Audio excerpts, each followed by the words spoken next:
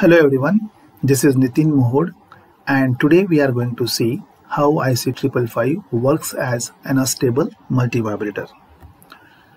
Astable multivibrator is also called free running multivibrator since it requires no external trigger to change the state of its output.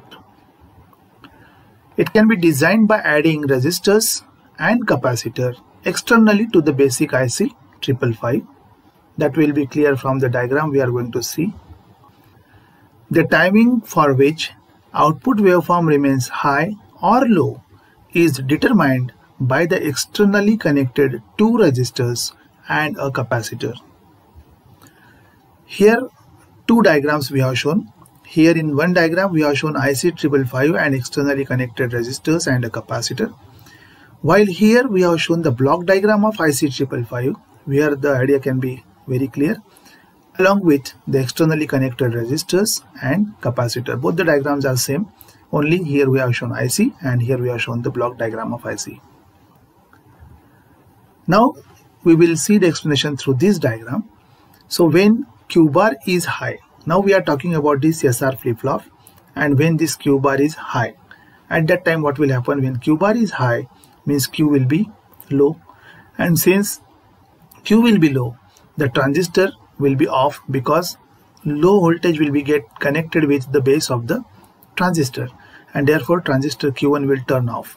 And as the transistor Q1 turns off, this capacitor C will start charging towards VCC through RA and RB. Okay, and that's why the charging time will be RA plus RB into C. That is shown here. Now when this charging taking place, at that time the voltage at this point, pin number 6, this voltage at this point goes on increasing, and when this voltage at this point, pin number 6, goes beyond 2/3 VCC. Why 2/3 VCC? Because at the other pin there is the voltage which is existing 2/3 VCC, that we have already seen in the previous slides, that how this voltage distribution is there in IC 555. So at the control pin we have voltage 2/3 VCC, which is one of the input of the comparator. The other input of the comparator which is connected with the pin number 6, and pin number 6, as the voltage of the pin number 6 goes beyond 2/3 VCC, the output of comparator goes high. That is, since this becomes high, this will set the flip-flop and Q becomes high. Now we are here at this moment. Hence the transistor, since this is 1, the transistor will turn on, and since the transistor will turn on, the capacitor which was charged till now it starts discharging. How it discharges? It discharges through this RB, pin number 7, which is a discharge pin. Then it comes like this, and through this transistor it discharges. Right now it is discharging through RB, and capacitor C is connected, which is getting discharged. So the discharging time, that is small t2 we can say, that will be now RB into C. Charging time was RA plus RB into C. Now discharging time will be RB into C. As the capacitor discharges, now as the capacitor discharging process is going on like this, right, it's a continuous process. So when it is going on like this, the voltage at this point, pin number 2, drops. So it starts dropping, and when the voltage at this pin number 2 goes below 1/3 VCC. Why 1/3 VCC? Because at the other terminal of this comparator, the voltage exists is 1/3 VCC. So when the voltage at this pin goes below 1/3 VCC, the output of this comparator becomes 1. That resets the flip-flop, and therefore the timer, that RS flip-flop output will be high, right? And since this will be high, the Q will turn low. So Q will be low. And thereafter, the auto transition in output from low to high and then to low goes on, and the cycle goes on repeating. You can see here from the waveform. Now this is the waveform related to the charging and discharging of the capacitor voltages. Now the capacitor is charges from 1/3 VCC to 2/3 VCC, where the change of state takes place. Change of state at the output takes place. And again it starts discharging from 2/3 VCC to 1/3 VCC. From again 1/3 VCC, again it repeats the cycle, and the cycle goes on repeating unless the power supply is not removed. And the output voltage which you are getting at the Q bar of SR flip-flop, that what happens to it? When the charging time T1, when the capacitor starts charging from 1/3 VCC to 2/3 VCC, the output Q bar goes high and it remains high up to the point 2/3 VCC. As to at 2/3 VCC, the state changes and discharging of the capacitor starts, the output goes low and it remains there. Thereafter, again when it comes, that capacitor voltage comes to 1/3 VCC, again the output goes high and the process goes on repeating itself. So these are the waveforms which are related with the capacitor charging and discharging process and the output changes which are occurring. Individual timing required for completing the charging and discharging cycle of the output is given as. Now this is the charging cycle, you can say T1, and this is the discharging cycle. What we are going to see here, the individual timings. Now individual timings, how they are represented?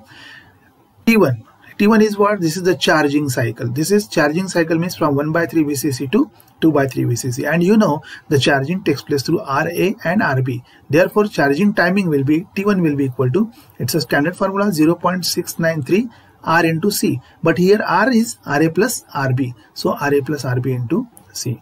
Similarly for discharge time, that discharge timing cycle T will be T2 and T2 will be equal to 0.693 RB into C, because here only RB is playing role so far the discharging of the capacitor is concerned, where R is in ohms and C is in farads. In a stable multivibrator, output continues charging and discharging between 1/3 VCC to 2/3 VCC and 2/3 VCC to 1/3 VCC till the power supply is not removed. The time duration means time period for one full cycle equals to the sum of charging and discharging time intervals and is equal to, now the time period of any waveform is the positive half and negative half, the total. That is, here in this case we can say the charging time T1 and discharging time T2, that will be the total time period. So total time period T will be equal to T1 plus T2. Putting here the values of T1 and T2, we will get 0.693 RA plus RB into C, this is for T1, that is the charging time, plus 0.693 RB into C, this is the discharge time. When we will combine this and take some terms common, now which are the terms common, we will get 0.693 and C. So into bracket, from here we will get RA plus RB and from here we will get RB. So RB that gives 2RB, so total will be RA plus 2RB into C. So the formula will be T is equal to 0.693 RA plus 2RB into C. Hence output frequency of an unstable multivibrator is given by, now this is what, this is time period and frequency is 1 upon T. So F will be equal to, frequency is equal to 1 upon T. So 1 upon this we can put 0.693 RA plus 2RB into C, that we have done here. So 1 upon 0.693 RA plus 2RB into C. But 1 upon 0.693, that comes around 1.44. So we can write F is equal to 1.44 divided by RA plus 2RB into C. So this is the final formula for the frequency of a stable multivibrator. If you know the values of RA, RB and C, you can easily calculate the frequency of output waveform.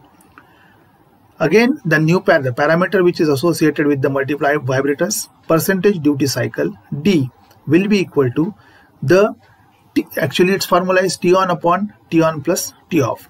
T on means when the output remains high, that is the charging time. So we have written here TC divided by T on plus T off is the T1 plus T2, that is time period T. So we have written here T. So TC upon T into 100, that is T on upon T on plus T off into 100. I hope the idea of a stable multivibrator, its waveforms, how it actually works, how the charging and discharging cycles takes place, and how you get the output waveform, that is clear to you. Thank you.